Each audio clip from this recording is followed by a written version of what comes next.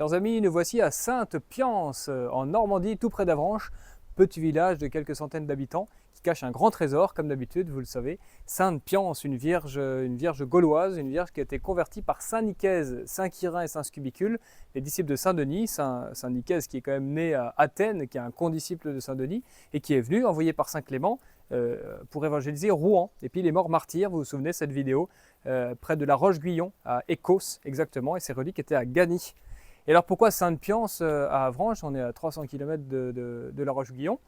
Eh bien parce que c'est ça qui est merveilleux, c'est qu'il y a l'histoire du 1er siècle qui est intéressante, et puis il y a l'histoire des reliques des saints qui, à cause des invasions, à cause des persécutions, vont continuer les tribulations en fait, des saints après leur mort.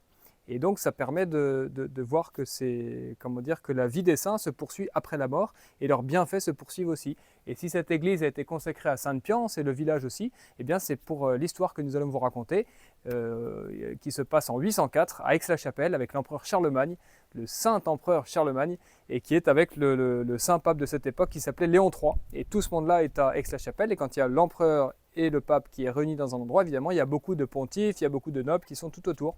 Et parmi ces pontifes, il y a des évêques, et parmi ces évêques, il y a Jean, évêque d'Avranches.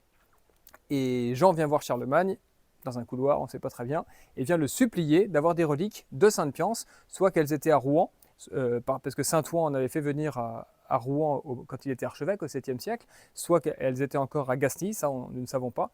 Toujours est-il que Charlemagne, appuyé par l'autorité de Léon III, ont permis une translation de reliques, et donc Jean, cet évêque d'Avranches, a pu mettre ces reliques dans son diocèse d'Avranches quelque part. Et 3 siècles plus tard, un évêque va établir sa résidence d'été dans un château qui se trouve juste à côté du village de Sainte-Pience, encore aujourd'hui, le château du Parc, et va y déposer les reliques de Sainte-Pience. Et donc toute cette dévotion va se transmettre des archevêques de Rouen jusqu'aux évêques d'Avranches. Oui, et quelques temps plus tard, en 1121, le 17 septembre exactement, la cathédrale Saint-André d'Avranches, va être consacrée parce qu'elle a été à nouveau bâtie. Donc on vient et à ce moment-là, c'était une fête tellement solennelle qu'on apportait tous les trésors du diocèse. Et parmi ces trésors, il y a les reliques de Sainte-Pience. On sait qu'elles ont assisté à tous les jours de la consécration de cette cathédrale. Et aujourd'hui encore, un autel Sainte-Pience rappelle, commémore ce souvenir, cette venue de Sainte-Pience qui a assisté, pour ainsi dire, à cette consécration. Ensuite, les reliques sont revenues, mais certaines sont restées à Avranches. Il faudra qu'on aille voir dans cette cathédrale s'il y a toujours une dévotion à Sainte-Pience. Et alors, il y a toujours des histoires de France qui se déroulent quand il y a des saints, et en particulier, en 1157, le roi d'Angleterre, Henri II, et le roi de France, Louis VII, signent la paix, un traité de paix, qui s'est déroulé à Avranches. Et ensuite, ils ont passé un certain temps, un petit séjour qu'ils ont fait ici, à Sainte-Pience. Le roi de France et le roi d'Angleterre sont venus vénérer Sainte-Pience dans ce petit village. Ils sont sûrement allés à la résidence d'été de l'évêque d'Avranches qui a dû les inviter. Mais enfin voilà, c'est un petit morceau d'histoire de France qui se déroule dans ce village. Il nous restera à trouver les clés. Nous savons qui. Donc là-haut, un monsieur apparemment a les clés de l'église. Et pour aller vénérer, pour aller voir, admirer le vitrail qui représente le martyr de Sainte-Pience. Peut-être à demain, si Dieu le veut, demain matin, on aura la clé de cette église.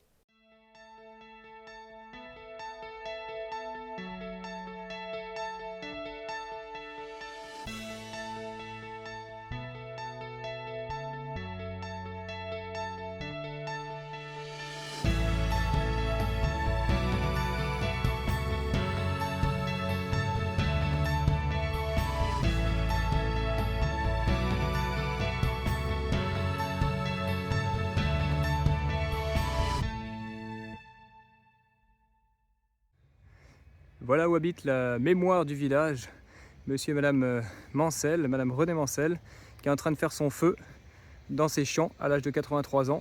Et puis son mari est en train de tailler toute la bordure de son champ. Voilà comment vivent nos anciens qui gardent la mémoire de nos saints.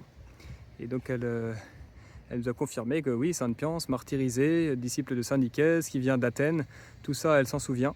Mais après, elle nous a dit que sa mémoire s'arrête là. Elle nous a indiqué une autre source, une dame qui a fait visiter l'église, et donc que nous allons contacter pour savoir exactement ce qu'elle a dit. Voilà, merci aux anciens qui gardent la mémoire des peuples au milieu de ces petits paradis de France. Elle nous a indiqué aussi que, vous voyez, la maison, ici, est en granit. Et l'église aussi, et tout le village de Sainte-Pience est en granit. Et elle m'expliquait que c'était le massif armoricain des Monts d'Arrée qui a une résurgence ici au pays normand d'Avranches, au pays avranchin, je ne sais pas comment on dit. Et donc il y a un petit lien entre notre Bretagne et ce petit village de Sainte-Pience. Merveilleuse conjonction. Voilà, Sainte-Pience, continuez à bénir ces travaux pour retrouver votre histoire et votre culte et de venir à notre aide. Sainte-Pience, priez pour nous. Dans l'église, nous avons pu vénérer la relique de Sainte-Pience, qui est un morceau d'os et qui est sur l'autel de Sainte Thérèse d'Avila, au-dessus, un reliquaire qui est assez monumental, vous avez pu le voir dans les photos, avec marqué Sainte-Pience, martyr, c'est bien indiqué ainsi. Et donc on a vu l'authentique, un petit rouleau de parchemin qui se trouve juste en dessous du reliquaire, qu'il faudrait peut-être un jour pouvoir lire, pouvoir traduire, et qui donne peut-être des renseignements qui attesteraient que dans ce village, c'est bien la Sainte-Pience de Saint-Nicaise, envoyée par Saint Clément avec Saint-Denis, dès le 1er siècle. Et puis nous avons vu à côté de l'autel de Sainte-Pience, juste à droite, une statue d'un saint qui n'a pas les attributs d'évêque et qui est en train, avec son étole, d'enlacer le cou d'un dragon. Et dans l'histoire de Saint-Nicaise, Saint-Quirin et Saint-Scubicule, il est bien dit que, juste avant d'arriver à la Roche-Guyon, ils sont tombés sur le repère d'une bête monstrueuse comme cela, et que Saint-Quirin, sur l'ordre de Saint-Nicaise, est parti avec son étole et a enchaîné la bête. Et un prêtre me faisait remarquer que l'étole, pour le prêtre, est très importante pour lier le diable, notamment dans les confessions, et qu'il est toujours avec son étole seule et non sa chasuble. Et donc cet usage liturgique eh bien, remonterait à cette coutume, ce principe qu'avaient les premiers saints. Ils savaient la puissance de ces ornements liturgiques, et notamment de l'étole pour combattre le diable. Voilà tout ce que nous avons pu trouver dans l'église. Et puis à l'entrée du cimetière, il y a 2 statues, une de Sainte Catherine d'Alexandrie qui est bien reconnaissable avec sa roue. Et puis de l'autre côté, il y a Sainte-Pience qui accueille les pèlerins qui sont venus. Et puis on retrouve ces 2 statues qui sont beaucoup plus anciennes dans l'église, avec 2 statues même de Sainte-Pience, une petite en pierre comme celle du cimetière et une plus grande, magnifique, peut-être du XVIIIe siècle, qui fait face à Sainte Catherine, les 2 copatronnes de la paroisse. Voilà.